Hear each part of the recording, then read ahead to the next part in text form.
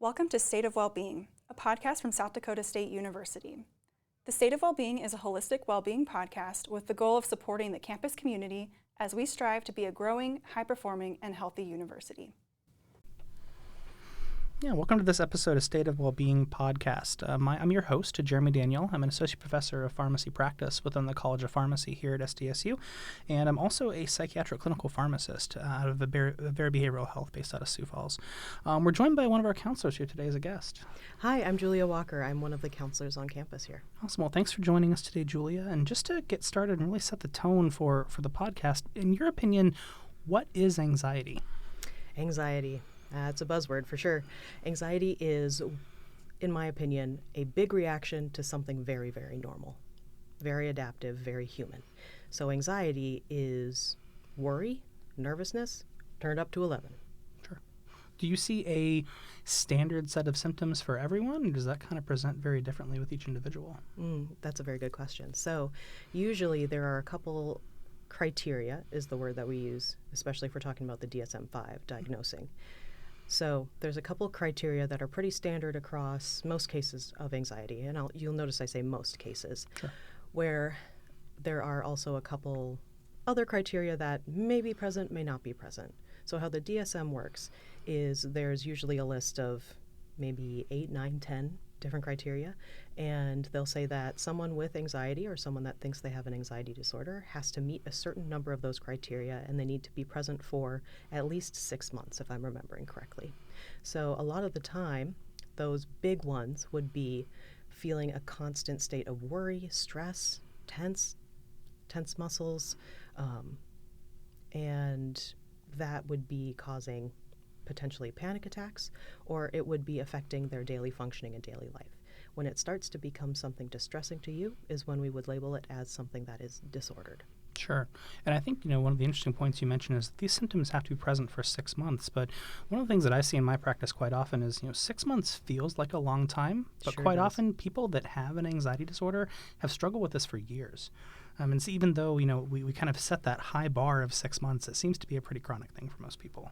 Yes, that would be true, yeah. So we just say 6 months so that we can rule out that it's an anxiety caused by something specific. Sure. If it's something under 6 months, we would say, oh, you're having trouble adjusting to something. We have a separate diagnosis for that. But in all honesty, you're having a very normal and human reaction to something that should be distressing you. Sure. I think actually you bring up a very good question that might also be important to ask is we talked about what is anxiety, but maybe another really important question is what isn't anxiety, right? What do we commonly call anxiety that isn't, right? Right. Yeah. So when someone says anxiety to me, as a counselor, I think, okay, so they have the symptoms of a panic attack. And that would be they have a dry mouth, they feel warm or they feel really cold, their stomach drops, they have tunnel vision, they might be seeing stars. They probably are feeling like they're having a heart attack and that they're probably dying. That's what I immediately think of when Sure. someone says anxiety. But what I think what ends up happening is anything that would be termed at any level anxiety inducing. So that could be driving, walking somewhere, meeting someone new, taking an exam or writing a paper, giving a presentation. That doesn't necessarily equal anxiety. While it can induce worry and motivate you to do well, anxiety is a good thing in those circumstances. Sure. But you're having a normal reaction to something that should be stressing you out. Yeah, no, I'm huge on TED Talks, and I can't remember exactly which TED Talk it is, but one of the pieces that was brought up in that TED Talk is, anxiety, if we kind of look at where it came from and our very distant ancestors, it, physically, it is symptoms where it helps you focus better. It helps you get out of very scary situations. Absolutely. So if you're being chased by a leopard, right, it's probably good to have those dilated pupils so that you can see where you're running, to have the increased focus on your breathing and maybe not as much on digesting the food that you just ate that now the leopard wants. Exactly. But, when that leopard then becomes an exam, right, or that becomes, as you mentioned, just using a public restroom, right, or interacting with somebody new, and it rises to that level of really impacting your function, that's where it may not be as healthy. Right. I think one of the important things that I'm wondering if you have thoughts of is, as we've just kind of seen social media come into play as we talk about anxiety. And I think social media does a very good job of increasing awareness of certain things that may not be as focused on, but I think it can also maybe change words in the way they actually mean. I mean, when I think from a mental health professional and somebody says that they're triggered by something, I think of PTSD, right? And they have a form of trauma and they're triggered by that. But I feel like triggered is also sometimes used just as a filler word for something that you don't necessarily like, right? So what impact do you think that, social media, be that, Instagram, TikTok, et cetera, has on our perceptions and awareness of anxiety? I think it definitely heightens anxiety where there wasn't anxiety before. Sure. There is obviously the psychological, sociological phenomenon that we want to belong to a group. We want to match the characteristics of the people in our group. So if we're on, maybe, I don't know what they call it anymore, mental illness talk, Sure. psych talk. Psych talk, yeah. I haven't been on TikTok in a long time, so forgive me. Some of those things, if you're constantly getting those videos on your For You page, you're going to be aware of it. Sure. So if you're looking for a red car, you see a red car and that sort of thing. You might be looking for something that might not be there. So I think in a lot of ways, social media has heightened diagnoses or self-diagnoses, and that's not necessarily a bad thing. However, it's when people are having these diagnoses, experiencing these things, and not doing anything about it, or not double-checking a diagnosis with a counselor or a primary care physician. We don't just want someone to be anxious and panicking and just stewing in it, At that point, it doesn't really, I feel like sometimes social media can also glamorize mental illness when in reality, anxiety, truly you feel like you're dying sometimes, or you feel like everyone hates you. You can't sleep for days because you can't turn your brain off. It's not necessarily a glamorous thing. So there's good and bad with social media. Yeah, I think we see quite often people come into my hospital down in Sioux Falls with, a list of diagnoses they think they have, and that's sort of analogous back to when I grew up, of using WebMD to kind of diagnose your symptoms, right? And you slept weird the night before, so your back hurts, and then you start putting your symptoms into WebMD, and all of a sudden you have a thyroid disorder or cancer or something like that, which it very well could be those things, or you could just sleep better, right, and maybe have a better mattress. Yeah, realistically, what's going on here? Exactly. So I think that double check piece is extremely important, and especially just as times change. I think that I hear this quite often with students that I have in my classes is, as we talk about anxiety, one of their major questions is, how could I function or control that anxiety back in high school or in middle school? Why am I struggling now when I had just as much workload as I had before? You think you had just as much workload as you did before. Because you're busy all day, you probably have after-school activities, you maybe even have a job, and then you go to college and it's like, yeah, it's cool. I live where I do my school and all my friends are here. It's great. I don't even have to get in my car. They're down the hall. But there is so much more stress on college students. The stakes are much higher because now you're not just graduating to get your diploma, you're graduating to get a career that you will have for the next 60 years of your life. Exactly. So that's a lot of pressure. And it's expensive. That financial pressure puts a lot of stress and anxiety on people as well. They want to make it worth it. And we also want to do well. Sure. Grades are a huge motivator and a huge stressor for a lot of students. So college is a completely different beast than high school. Yeah, I think one of the other key pieces to highlight is, a lot of our students that come to SDSU are not from Brookings or not come close, right? And so, especially if they grew up in a fairly small town, right, you have your very close support system around you. And even though you may have friends that come to school with you, they may not be your whole support system, right? And so now you're moving away from your parents, your grandparents, or even, neighbors. If you don't have a close relationship with your family, you still have that neighborly support. You don't necessarily have that in the college environment. Yeah, you have a lot of firsts and you feel like you're doing it on your own. Exactly. I think just as the disease progresses, you certainly have some of those changes. So maybe you can talk on this for a little bit, or you did. Jeremy, you can definitely talk about this. What is the biological thing going on when someone is anxious? Yeah, so there are lots of chemicals in our brain, right? I kind of describe the brain as a chemical soup, just with all the different things that are released. And, we have a couple different brain chemicals that we really focus on in anxiety. One of them is serotonin, right, which I describe that as sort of our great evener or leveler in the brain, where it kind of lobs off the highs and lobs off the lows and kind of keeps you running smooth sailing, right? Content. Yeah, exactly. And so as that stops to work as well, right, you certainly have those peaks or those lows, which actually is why we see such a high, co-diagnosis of anxiety and depression, right? Because serotonin plays a role in both. I think we also, especially in anxiety, focus on this chemical called norepinephrine, or the British would call it noradrenaline, if you're more familiar with that. So it kind of has that fight or flight piece, right, where you feel really keyed up.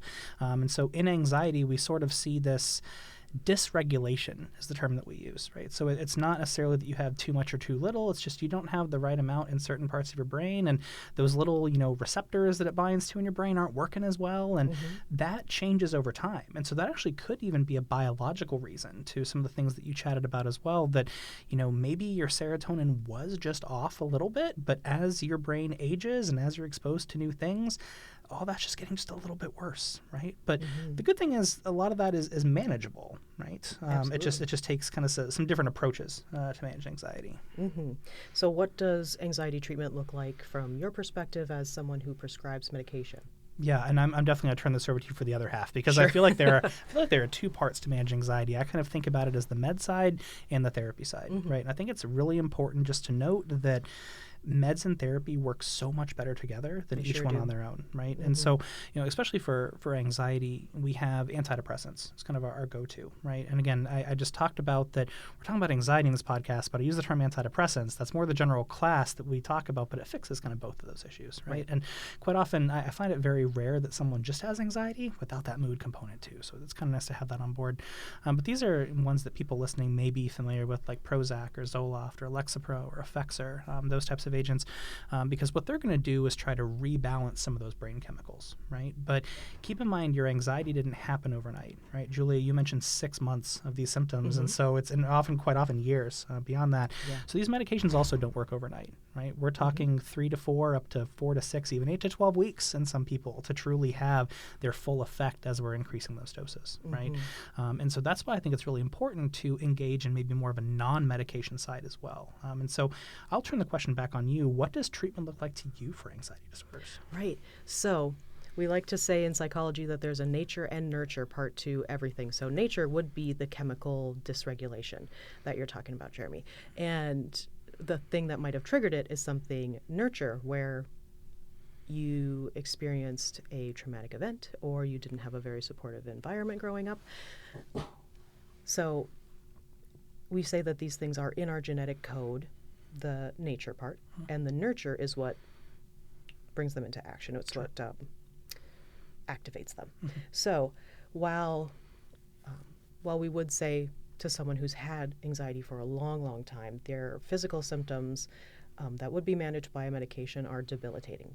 So in order for them to work on anything in the brain realm, in their mind, that would be affecting their behavior, sometimes it's helpful to have not a clean slate, but a baseline. So that's where the medication helps to come in. It's taking care of those physical symptoms of anxiety, so we can better address the, I don't want to say metaphysical, the cognitive parts. The cognitive parts of those soft anxiety. Pieces that come into anxiety. Yes. So that would be while maybe you're waiting for the medication to take its full effect over that 4, 6, 8 weeks.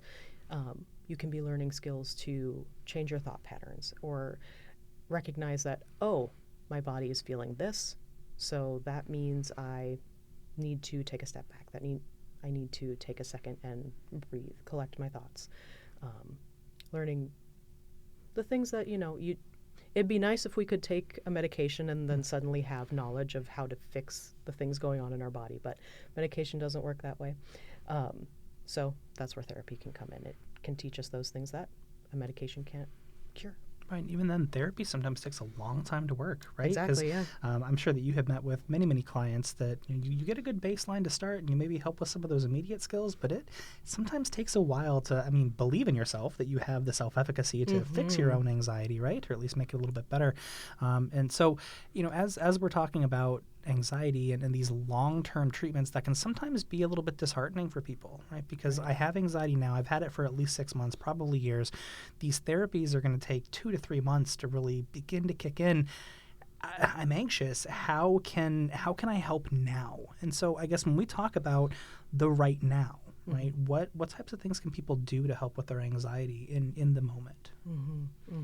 We're all motivated to feel better as soon as possible. Right. So right in the moment, some of those coping skills may look like taking yourself out of the situation. Sure. So excusing yourself from class, or, while talking to your professor, letting them know what's going on. Maybe you just really can't give a presentation in front of a whole class, so maybe you can adapt it and then just give the presentation to just the professor. So taking yourself out of a situation or adapting things to what you would need in any certain situation. Some other things that are super helpful, we talk about breathing techniques. So anytime you want to relax your body, you focus on having as long of an exhale as possible. And what that does is it hacks into our nervous system, the part of our nervous system that calms us down. And when we are emotionally calmed down, we're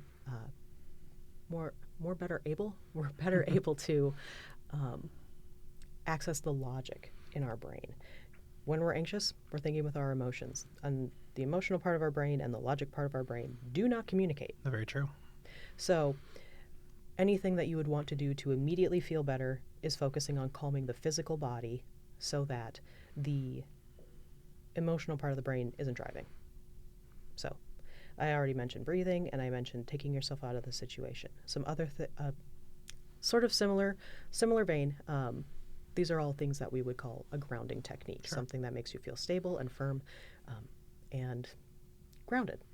So the other thing I would highly suggest is using your 5 senses, so hearing, sight, smell, touch, taste, using those to really focus on your environmental experience. So that would be maybe fidgeting with a pencil, or having a fidget in class, or really paying attention to the different texture in your clothing. Anything to change the spotlight from a spiral of negative thoughts to the environment. Sure. And I think, as you bring up that logic part of your brain versus the emotional part of the brain, I mean, I can maybe tie that back into some of that biology piece, because there is a biology piece. When I talk about that fight or flight system, we talk about the sympathetic nervous system, right? And that's, again, the one that helps us run away from the leopard, right? Or sometimes helps us maybe focus better to give a presentation, right? Because now all of a sudden I'm able to think faster, more blood's going to my brain. But then that rest or digest side, we sometimes call the parasympathetic nervous system, that is maybe more connected to our logical piece, because we're not as focused on that fight or flight. And so when you talk about breathing techniques, I think I've heard referred to as like a 4-7 breathing technique, where you inhale for 4 counts, exhale for 7. Yep. You're kind of telling your brain, although forcing your brain to believe that you're not in a stressful situation, right? There is no leopard around the corner. And so you're able to breathe slower and focus on that exhale. And so that almost forces that sympathetic nervous system down, raises that parasympathetic rest or digest up. And so you're able to maybe ground yourself a little bit better. Very well said. You said that much more concisely than I did. Well, I think that's the science side of things, right? Right. As we look. But it's all of those grounding techniques and coping skills that you focused with really drive at trying to take power out of that sympathetic nervous system, right? And kind of train our brain to focus more on that parasympathetic. But again, that takes time. Right? And it does take a little bit of practice. Exactly. So I would encourage anyone listening, to practice any of these grounding skills. And even if you just Google image or just Google search grounding techniques, grounding skills, any of them are helpful in some capacity, whether they come from a doctor, PhD, MD, master's level, or someone's just saying, this is what works for me. It has some validity to it. What I'm saying is, if you search, you will find something that is helpful for you. Right. So, we're trying to take the physical body and convince the brain that we're calm.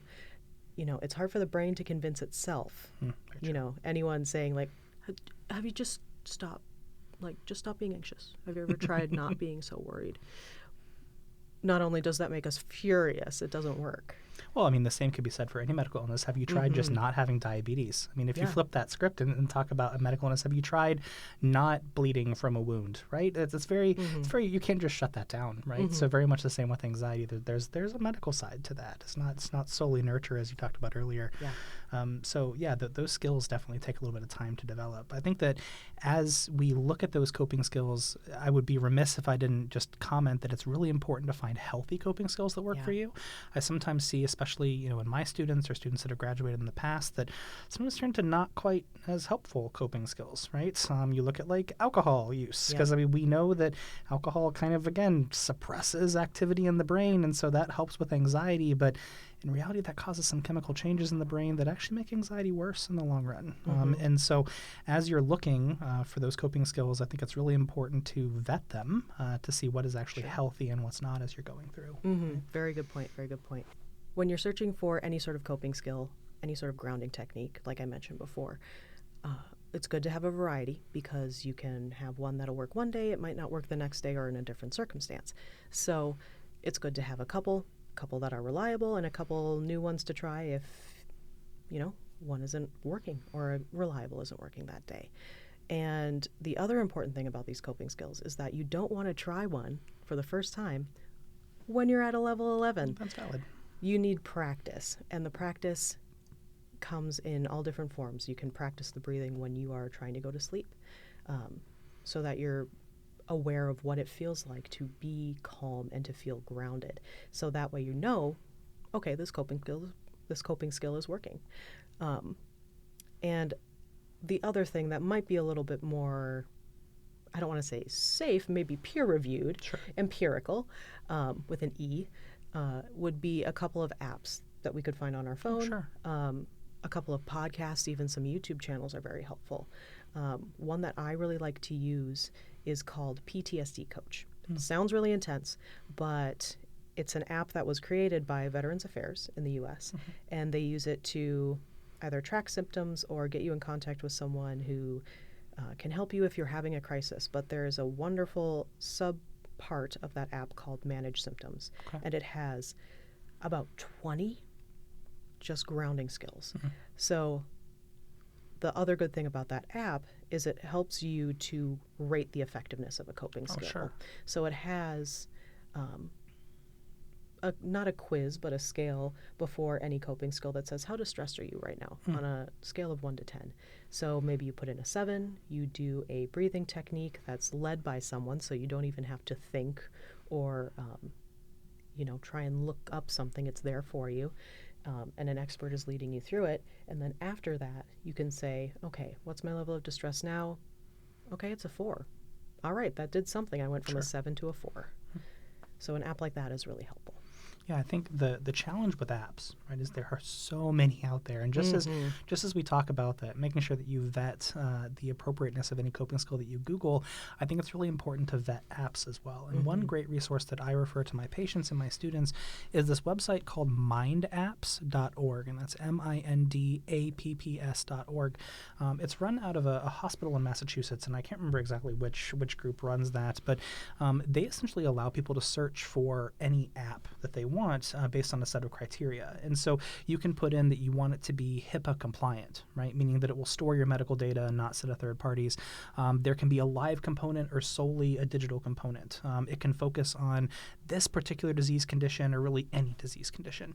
And you can run these search engines, and it will then essentially give you a list of apps that fall within your search criteria along with expert reviews on those apps. And so sometimes that can tell you whether the app that you're looking at that's free in the App Store is really good or whether it's not all that great, right? So looking at like PTSD Coach run by the Veterans Affairs, that's going to be a good source, right? Because I mean, they know anxiety, they know PTSD, right? I've personally used it. Yes, and I have worked in that environment for 2 years in my training. So yes, I know that they use it very well with anxiety.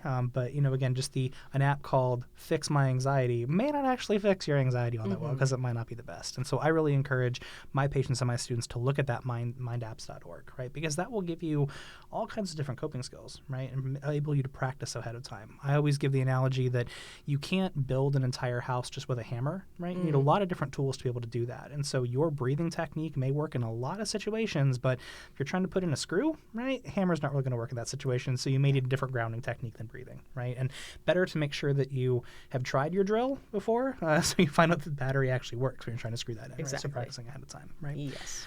Now, we've had a lot of discussion, some at a science level, some therapy level, talking a lot about apps. And I would argue you're an expert in this field. I normally don't like to claim that title for myself, but I do work in that field and that for 10 years. But, I mean, not everybody's an expert, nor are they going to be an expert overnight, right? And I think that sometimes leads to some even anxiety in trying to help others with anxiety. Am I going to say the right thing? Am I going to say the wrong thing? Am I actually going to help because I'm not an expert? And Am I going to make it worse? Exactly. So, I mean, even if we aren't experts, right, how can we help?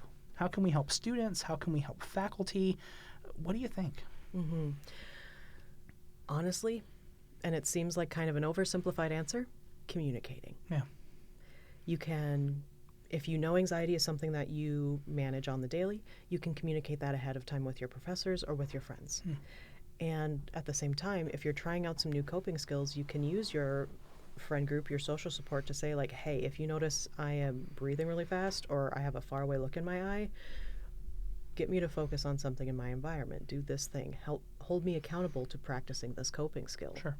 So it would be nice for everyone to have knowledge of 5 to 6 grounding techniques that they can pull out of their pocket at any given moment. But when it comes down to it, communicating. And anxiety isn't a scary thing. It can be scary for that person, but it's not scary for you to step in. Sure. So it can even just be the start of a conversation, communicating and saying, hey, you're not acting like yourself today. Is something going on? Do you need a minute? And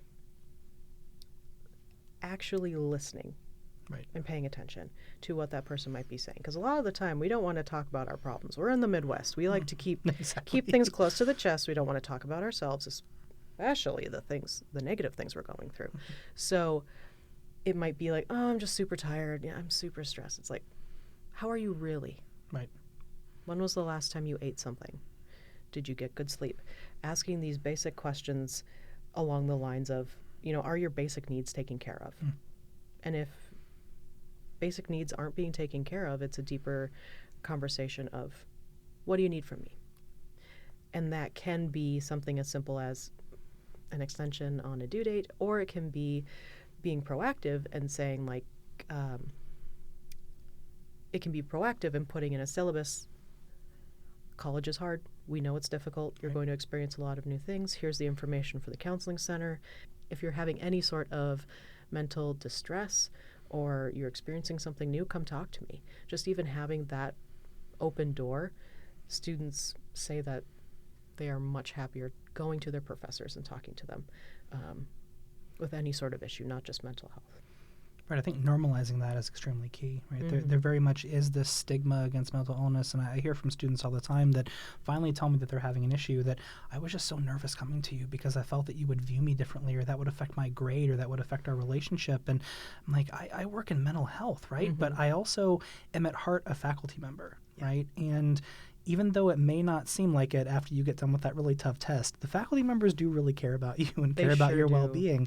And we can do a better job being a faculty member if we know what's actually going on with you. And maybe you don't have a relationship with a faculty member. Maybe you have a relationship with a staff member that you work with, right? Yeah. That front desk person in your department, school, college, they may be your best person, right? And so even if you are in that role as a staff member, as a faculty, I can encourage you to normalize that as much as possible, right? I know at least in my classes when I'm teaching mental health to our pharmacy students, I do talk a lot about that, right? And talk about how I had some anxiety issues when I was in college, or even when I think back to my musical performance days back in high school, I would get super anxious at a contest, right? And it was really only my percussion teacher that could talk me down because my parents were not helpful in that aspect, right? They were like, just deal with it.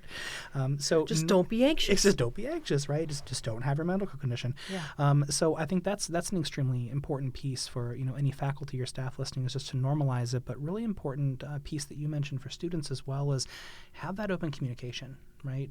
Because if your faculty member knows, they can better take care. And Yeah. I mean, there are going to be times where the answer is no. But I would say 9 times out of 10, when you express that you have issues, there's going to be things that they can do to help. Right. And you'll feel better about your own self-esteem because you're taking that step and you're saying, I can control this. This is something I can do. I am motivated to do better. And sometimes you just can't deal with it on your own. Right. A lot of the time you can't deal with it on your own. You just need a little bit of support. A lot of the time, if you tell a professor, like, hey, I deal with anxiety, so these things might happen, even just knowing that you talk to that professor can reduce your anxiety greatly. So you might not even need to talk to them about any sort of accommodation or extension. Exactly. And if you're listening to this for the first time, it was released at the beginning of a semester, now is the best time to form that relationship. Right? Absolutely. I would always tell students that the best time to form a relationship with a faculty member is the beginning of a semester, and the second best time is now, whenever that is, right? So even if it is before finals, still go in there and meet that faculty member and have that interaction. I think you brought up another important piece that I want to highlight, and you talked about, different people need different things when it comes to anxiety, and sometimes just listening is really helpful. I know that one of the major changes I had to make early in my career is that when I would listen to students, I would constantly be thinking of like, well, what am I going to say to that? What's the next piece I'm going to say to that? And what I quickly noticed is I'm no longer listening to the student. I'm just trying to figure out my own response, right? Or if I'm listening to a peer, I'm again just trying to figure out my own response.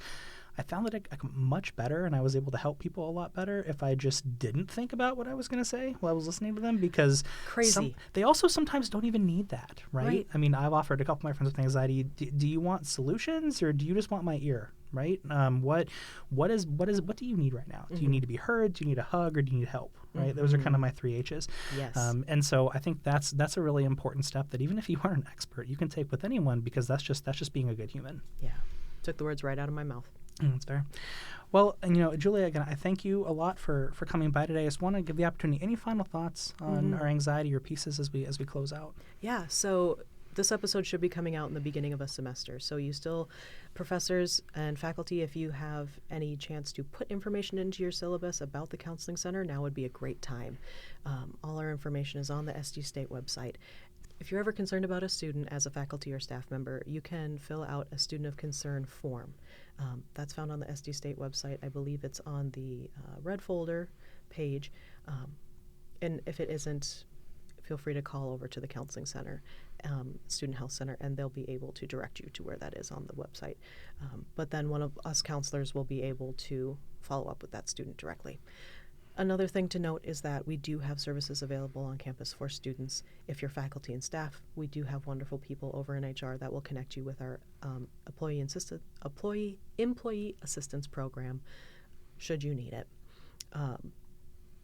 So we're available at the Counseling Center for students. Unfortunately, we only see students. I would love to be able to see faculty, staff, any employee of the university.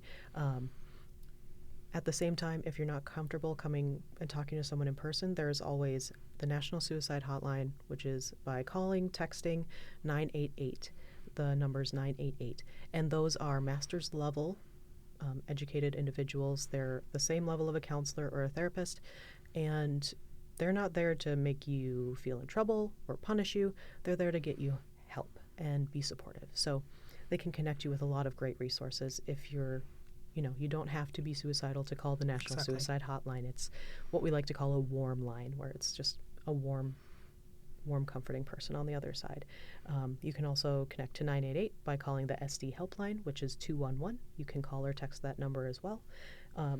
And if you run out of ideas and you're feeling like you don't have the knowledge to talk about anxiety or mental health in college, reach out to the Counseling Center, and one of us would love to come talk to your class. So there are lots of resources available for you as faculty. There's lots of resources available for you as a student. The most important thing, as we've already touched on, we need to know that you need help. So don't be afraid to reach out. I think that's key. As we recap some of the high points today, just remember that anxiety has been going on for at least 6 months. Lots of physical symptoms, lots of mental health symptoms as well, and unfortunately those overlap quite a bit and combine, but there's a biological reason for it, right? We have some dysregulation with a couple chemicals in our brain, and even though our medications really work to help with some of those symptoms, they sometimes take a long time. And so it's really important to get involved in some of those non-medicine based approaches like therapy, going to visit the counseling center, or seeing your own personal therapist. I think it's also really important just to note that even though those take time, there are things we can do here and now, and we certainly discussed quite a bit about coping skills that we can do, various grounding techniques, but you got to practice those beforehand. Lots of apps that can help you as well, but looking at mindapps.org to make sure that what you're using is actually a good resource. And you don't have to be an expert, right, to be able to help somebody with anxiety. I feel like you can just be a listening ear and just ask the question of, do you need help or advice, or do you just need to be heard, or can I just give you a hug, right, if you're comfortable doing that? Not saying you have to hug everyone, right? COVID is still a thing. COVID is still a thing, but you still could be at least that nice warm person. So thank you all for listening to this episode of State of Wellbeing on Anxiety, and we look forward to providing more information to you in the future. Thank you for listening to this episode of State of Wellbeing, a podcast from South Dakota State University. This podcast is brought to you by the Mental Wellbeing Team and SD State Health.